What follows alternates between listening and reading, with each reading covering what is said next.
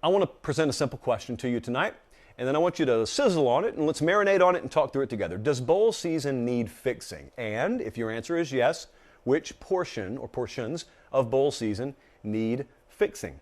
Now, this is not directed at the "there are too many bowls" crowd. Those people are in their own separate compartment. In fact, when I'm college football commissioner, anyone who says there are too many bowls will be guilty of hate speech. We will not allow that in that world of college football. There are not too many bowls. Do you understand what the alternative is on December 23rd if you're not watching a football game? Have you scanned the options? Those of you who aren't relying on YouTube TV, have you scanned the options that are out there alternative to a live football game on December 26th? You're telling me there are too many bowl games. I'm asking you, what in the world else are you watching on TV? I love It's a Wonderful Life. It's my favorite Christmas movie. I can only watch it so many times. What are you watching, Hallmark reruns? Home Alone 2 is going to be there in February, May, April. You don't have to just watch it around Christmas. Point being, there can never be too many bowl games. And for those of you out there who say, well, it's a byproduct of the everyone gets a trophy era, we have long since passed that. I want the trophy. That's what happens. I want the reward. I want to be able to watch as much as I possibly can in December. So this is not a segment, to calm myself down, that is directed at there are too many bowl crowds. What I do want to talk about, though, is the crowd out there. It's sizable. Many of you are among them, and I'm not going to disagree with you. I'm going to try and meet you and understand what you're talking about when you say bowl season just ain't what it used to be. A lot of you are talking about opt-outs. Mainly you're talking about opt-outs. Shame on Kenny Pickett for faking that slide, by the way. We were showing B-roll there of Kenny Pickett. We're showing B-roll right now of Kenneth Walker III if you're watching on YouTube, because those are two kids whose programs are going to face off, I believe, in the Peach Bowl. And it's Michigan State versus Pitt. But you will not see the premier player for either of those teams because they're both opting out to get ready for the NFL draft. This is a fairly new phenomenon in college football. It was easy to see coming from 10 miles away. Before I ever got to 24/7, when I was back in Columbus and we celebrated having like 20 viewers on the show, so therefore not many of you are going to be aware that I said this, I was yelling in any megaphone that someone would hand me, we are headed towards a time where people are not going to play in bowl games. Here's why I said that. You didn't have to be that smart. I know, because I figured it out. I was looking around and I kept hearing this phrase come out of people's mouths. And the phrase was meaningless bowl game. I had never heard people say that before we had a playoff. And therefore, I had never seen people really opting out of bowl games, especially in large quantities, before we had a playoff. But these people who allegedly love the sport and are paid to cover the sport and should theoretically have the sport's best interest in mind, you know, that's a tall thing to ask, but, I listened to them, and they kept calling these bowl games meaningless bowl games. Well, here was my logical conclusion. Players are going to listen to you, and eventually, if they're playing in the Cheez-It Bowl or they're playing in the Meineke Car Care Bowl, all due respect to those phenomenal brands, I have patronized both over my years, they are going to hear you call those bowl games meaningless. And if they have prospects beyond just the college game, they're going to listen and they're going to believe you, and they're not going to participate in a meaningless bowl game. Your words, not theirs. Kids never said it. The adults in the room said it. And sure enough, it happened.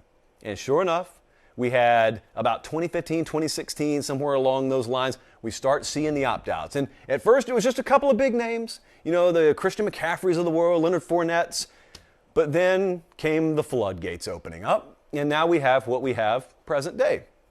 And so, of course, the solution from the same folks who made the mess initially is to just add more of the thing that made the mess. Now, to me, when you inserted a college football playoff into the equation, and then you also had the who's in era, as I like to call it, where a certain unnamed major sports media conglomerate just up the East Coast, a couple thousand miles, started using that as their marketing slogan, it came at the expense of all the other bowl games out there. It sucked the oxygen out of the room. And you were told, if you're not playing in a playoff game, your bowl game's meaningless. And then you believed them. And then they wanted to try and scold you when you listened to them. Well, anyway, that crowd that caused the initial mess, the casuals of the world, if you will, they think the answer is, well, let's just insert more of that thing that initially led to this problem. More playoff will clean up the mess that playoff and the way we treated the playoff initially made.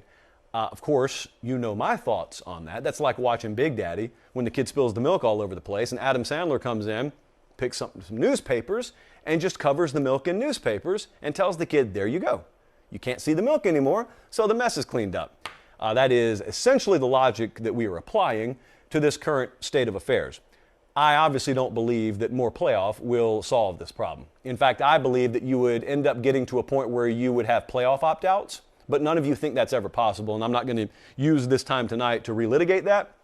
I'm just telling you, you also thought once upon a time Pitt and Michigan State, each respectively making it to the heights under their current administrations they haven't made before, would make it impossible for players to opt out of those bowl games, but yet we have it now. So never say never. Trust me, things can happen, and on those slippery slopes, they can happen pretty quickly. But I'm not here to talk about that. What I do want to ask is, given that this is now 2021 and we have what we have, I want to present the idea that I have had since about 2018. And I was doing this at the time in Columbus. I've probably done this segment 4 or 5 times. I think we've done it maybe one time here, Colin, when we first started the show at 24/7. I have not tweaked this plan hardly at all. And so I could just recite it off the top of my head. The point, though, is this is not my ideal solution. My ideal solution would be for none of this to have ever happened. And my ideal solution would be for people to be jacked out of their mind to play in the Outback Bowl. Like, that's a big deal to me. But that's not where we are. So the old toothpaste is already out of the tube. Now that it's there, how do we fill up the incentive reservoir? Because that's really what we're talking about. We're talking about a de-incentivized nature for non-playoff games. You've been told they're meaningless, therefore you got players opting out of them. Well, how do we raise the incentive level again? There is one school of thought that I don't dismiss. I'm very interested in this, that some of you have. And that school of thought is, let's just not seed the playoff until after bowl season. In other words, you kind of make the bowl season part of the playoff, so to speak. And while that's not part of my plan, I don't mind that. I certainly don't push back on it. I think it is better than what we have at the present moment. But here's what I've always wanted to do. Let's just table that. In lieu of actually changing the playoff seeding structure, and in lieu of expanding the playoff, we're not talking about that right now, money. That's how you fill the incentive reservoir, money. Now again, before I dive into this, understand, no, this is not my ideal format, but it is a reality-based format that I think is best at this point. The whole Pate State model, you know, if your boy here is commissioner of college football, the way that I would love to go about this is to acknowledge that college bowl games are not regular season games. So we can do things with them that we could not do with regular season games.